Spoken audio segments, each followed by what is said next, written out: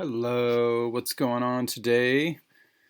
Well, New York has just passed the anti-foie gras laws, just like California. I think it's strange that the two states that are leading the charge in vaccines are the two least likely states to be doing so, and they're also following suit with the foie gras and everything else. I guess you could say California would be more expected, but it's a hippie state. What are they doing with, promoting vaccines and stuff? So this is just a sign of how well controlled the top tier of society is, the very top level, the governorships and things like that in certain areas.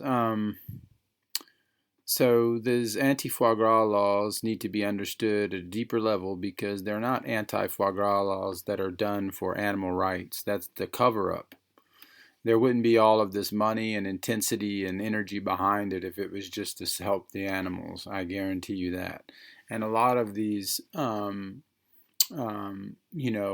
cases and non-governmental organizations are funded by not only George Soros and these type of, entities, but also other strange funding is coming into these like vegetarian, vegan movements. If you trace their origin, you'll always find something very interesting about how they're being funded. And, so they're being used to rile up rebellion just like everything else is.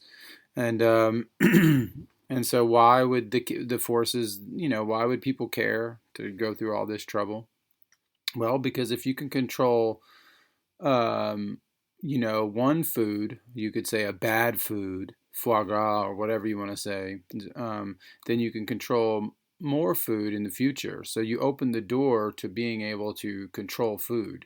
For example, you could actually eliminate red meat or pork or anything else from the community through these precedents.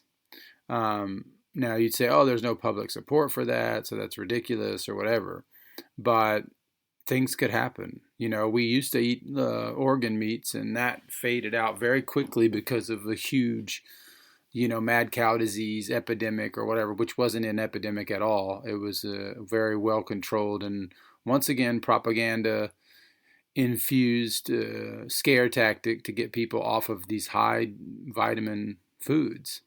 Now you could say, why would somebody want us off the high vitamin foods? That sounds crazy.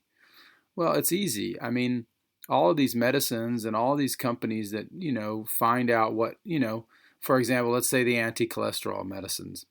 Well, they're using enzymes that the liver already produces in order to stop the production of cholesterol. They're imitating, red rice, yeast, and different types of things that they've found that end up stopping the production of cholesterol. So they have a strong interest in not letting you figure out anything true about cholesterol, like the fact that your body already produces those enzymes and that those enzymes are produced based on the amount that you are consuming. So if you're consuming no cholesterol in your diet, well, you're going to increase your cholesterol internally. So they don't want you to figure any of this stuff out. And they know all this stuff because they had to figure it out to develop these medicines. So the more wisdom that they obtain, the more that they try to keep you from understanding and keep you hooked on that. And so they have to cover up their bases. If they cover up a lot of the deficiencies, the main foods that can get you out of this mess, well, then you're hooked on the drug. So you could say, well, it's kind of a secondary thing. It doesn't seem like they would be doing that, but you just have to trace it further and you'll find out. So the real problem with the foie gras story is that foie gras is just call foie gras vitamin K2 MK4 because that's really what it is. It's vitamin K2 MK4, and it's a vitamin that was prevalent in traditional societies that's hard to find these days. It was prevalent in this once a year, midsummer kind of butter that was bright orange, and from these traditional societies, typically like maybe something that looks like a little bit like a Mennonite or other types of societies that are keeping in tune with these traditions and keeping things closer to nature, etc. But now in the industrial world that we live in, and the packaging and the pasteurization and all the other processes that come before you actually end up touching something, these vitamins get destroyed or reduced, or basically there wasn't as much of them anyway in the modern world. And then on top of it, they've been edited or modified or cooked or smoked or whatever they've been done, or twice cooked. And there's a lot of that going on, or it'll be smoked and then then it'll be canned. And so you have all this like triple cooking. And so you get it down to nothing again. And so people have to find this vitamin. It's like going forward into the future, it will be like loud how much we have to find it, and how all these foie gras production has doubled or even tripled in France, and around the world over the last 20 years.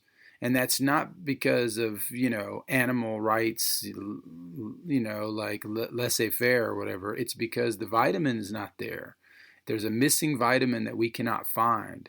And it's not just one little random vitamin. And it's not just the K1 that you read about that you can get with eating some cabbage and some natto paste or whatever. This is not that. This is the real animal form of vitamin K2 MK4. This is what's needed, especially for compromised systems, because we might not be able to convert the K1s and the precursors of this vitamin effectively anymore, on top of everything else. So we have to find the real source of it, and the most concentrated source of it is in foie gras. So it's a divine comedy. It's like only subtle mind can see these things, and the more childish mind is just like, animals, don't protect the humans, protect the animals. Humans don't need it. Protect the animals over the humans. So this animal over humans reality that we're in is a childishness, it's an infantilization, and it actually has origins in, atheist philosophy, and even going darker into that, like into satanic philosophy. I mean, even though that doesn't mean that I'm not saying any of these people are satanic, but the satanic philosophy puts man underneath or at the same level as the animal. And so we don't want to do that. We want to make sure that otherwise man he's an automaton, dispirited and not able to help his fellows or the planet. So that wouldn't work. Then we're all screwed. Even the animals, everybody goes down. So man has to be in his right place. And so we have to realize that this is a widespread and progressively increasing deficiency, and it's going to get worse and worse as we go forward. So take the foie gras out of your mind. Just because it doesn't have, we're not as used to it in America as, say, Europe or other parts of the world, doesn't mean that we don't need to start paying attention. There's a lot of imported butter here. Have you not noticed, like Kerrygold and all these different butters have become the most popular butters in the nation? And there's a good reason for that. It's because our butter sucks. And our soil sucks to a large degree. And so we have to borrow these soils and these vitamins from others for now in order to survive and to have optimal health, not just survive. So we're going to have to learn a little bit about foie gras as well as Americans. We're going to have to start paying attention to what these things do to us. Foie gras is the highest concentration of K2 MK4, especially goose foie gras, that you can find. Pretty much on Earth, and it's the high concentration of it really helps they call it the master vitamin, because it was called Activator X by Weston Price, and so it has a role of coordinating and becoming like what they call the active principle of all the other vitamins, contributing to their assimilation and their directing. So everything from cancer to the structure of the face, these kind of weaker faces, beta male, beta female kind of look that we have all over Los Angeles that I'm seeing, like this is all tied to not only deficiency but also K2 deficiency. The beautiful faces of the Japanese and the Arabs, and the Japanese amongst the Asians, the French amongst the Europeans, and the Egyptians amongst the Arabs are the three cultures who ate the most K2. The reason is because they were all in love with foie gras, or in the case of Japanese, with natto. So they were able to convert that to a certain degree, to a lesser degree, historically. Now, a lot of these cultures are moving away from even their own traditions, so the facial structures and other things are changing. But it's not just the face; it's also the skin, beauty. It's probably the strongest anti-cancer. It's also a harmonizer of the A and D vitamins, because the A and D vitamins can work antagonistically. You can take so much D to get out of D deficiency, and then that triggers A to like a limiting factor of how A can function. And so you get this kind of antagonism. So the K2 comes in there as kind of like a trinity, and like absorbs all that antagonism. It's like the limiting factor on both sides, and it allows that whole thing to come into harmony. And this has been proven. I'm just giving you these little, kind of synthesized versions of studies that are out there, especially on the Weston Price website and other places. So we have to have this vitamin going forward, not only for the facial structures to overcome the deficiencies for fertility. I mean, I've seen people change their whole, I've seen people that were declared sterile just by eating foie gras of a high quality, imported from France or Canada or wherever you have to get it. Sometimes the U.S. can work if it's fresh, and you can, either eat it somewhat raw or salted or whatever they call that. But I eat it with honey, so I just make it easy. But so import it, but this is going to be helpful for fertility. You can go from 0 to 1,000 with fertility just with this alone. The Jews and even the Phoenicians knew about this fertility factor, and it was even part of Phoenician medicine. Well, they had two items that were part of their medicine historically. One was foie gras, and two was batarga, which is these fermented fish eggs. It's funny because these both relate to what Weston Price discovered in his fermented cod liver oil and his alpine active concentrated butter oil that he found, which resembles a little bit the taste of ghee or whatever. He found in both of these the same equivalents that the Jews and the Phoenicians had already found in foods. But to be honest, although you can get by with a lot of these supplements, they do help, and they can be a complete replacement for these things. But however, they are less powerful than the actual doses of these things that you can get in a given sitting.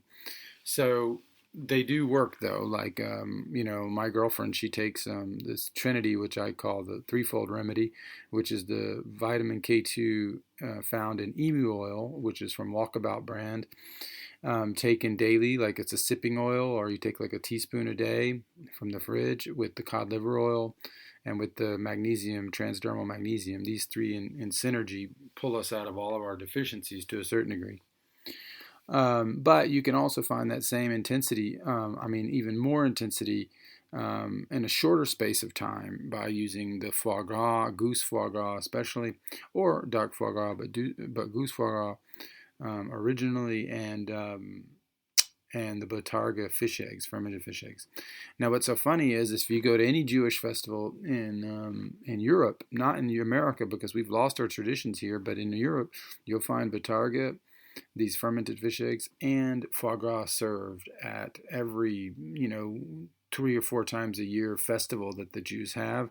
These are always present. Now, these are the fertility factors, and they can increase fertility in a mind-boggling way just by knowing about them. And don't just get stuck on the word fertility, because fertility doesn't mean anything else but health. To a certain degree, what it does for fertility, it also does for health, even if you're not, whatever age you are and whatever sex you are. Yes, try to change your perspective on this argument about stopping the animals and the gavage and all these things, because there's a lot of sensationalism with all this. Geese don't have a natural reflex, gag reflex like we do. The tube, it goes straight down. They only feed them once they're full. You can't even sell foie gras successfully, especially whole foie gras. I'm not talking about you can go to industrial farms that can sell you emulsified fats from foie gras and make these mousses and all this stuff, and that's the general run of the market, especially Asia. But if you get whole foie gras where you actually have the lobes and everything, they used to light a match to test the lobe. and to see its ratio of protein to fat. And that was how they knew how to buy them. So there was a way to know the quality of something, and that the fact that the animal had swallowed and converted all of what he ate into the vitamin. If he did not, and he was mistreated, there would be a steatorrhea, which is like, a fattening, a granular kind of, aspect to the foie gras. So that is not what we're looking for. And if you do it right, you have the right thing. So whole foie gras is going to keep you away from some of that. So it's just about being smart. It's not about like harming animals. The animals are there. It's all about understanding sacrifice. A vegan thinks he's understood the animal, but he hasn't. He's thrown the animal's contribution out of the window in, an infantile trip on trying to ensure that all animals live eternally. I used to be the same way. I had to overcome that too. I thought I was a vegetarian, and I thought that it was the only way, and I was the only one that was on the right path. And what I realized in the end was I was just afraid to die. I was afraid of the death of my ideas. I was afraid of the fact that I was probably wrong about a lot of things. And so I had to face all that inside of myself. I couldn't see that the crab couldn't stay alive forever. The shark would eat the crab, or a human could eat the crab, and that could provide some sort of nutrition which may help humanity have enough abundance to be able to get free of the body and not be stuck in disease and everything else. So it depends on how you look at it. Most of the people who are promoting this vegan reality, if they knew how it was being funded, that would be the first turnoff. But secondly, it's a childish attempt to not accept the earth that we're in and that we're a part of, and the interdependence that we have here. I understand the need to reduce the suffering of animals, but you have to have an adult way of looking at that, and not a childish, overly sensitive, projection of a broken inner child onto animals type of reality, which is what's happening. It would be much better if you could actually see the animal as a strong being, and not as a weakling that you have to protect, but also as a strong entity who's trying to teach you something about what he has to offer you. And so, you have to understand that your brain and your heart throughout millennia have been fed by these organs and meats and all these things that the animals have provided. And so that understanding has to come through. You cannot just run from that into some sort of fantasy or ideology. So anyway, as they try to topple some of these things, hopefully there'll be a new form of resistance. I'm hoping that the vitamin research will allow them to put a new shield against this onslaught, where people start to realize, wait a minute, this is a vitamin deficiency. This is a reality that we need to overcome. This is not just like animals this, animals that. So we need to start having our own teeth on our own side. The other side has plenty of teeth. They're pretty much an organism that's just filled with teeth. And aggressive. And so our organism on the other side can sometimes lack boundaries. And so we have to grow the teeth and be strong and have our counter arguments and things in place, so that these things that light is shown on these things to show them for the infantile state from which they come. So anyway, if that can be of service to anyone, use it, look it up, figure out more about this reality. Don't wish that just because you don't know much about foie gras doesn't mean that it's not affecting you. The shape of your face, head, your children, the production of everything in the body, from fertility hormones on down to high quality of cholesterol. There's so many things that the body needs to produce all these sex hormones. They all come from cholesterol molecule. And so the highest quality of cholesterol molecule is going to give you the highest quality of sexual hormones. And so this is what's happening in this deficient world. We use up all of our sex hormones like estrogen and testosterone to protect us from things that are in the environment. So we need to be smart to this and not just say, oh, that's a French thing, or because it ain't. I mean, look what's happening. This is happening all over America now. These foie gras farms are popping up, and they're just trying to stop it now. So be wise and stay awake and stay tuned. Thanks.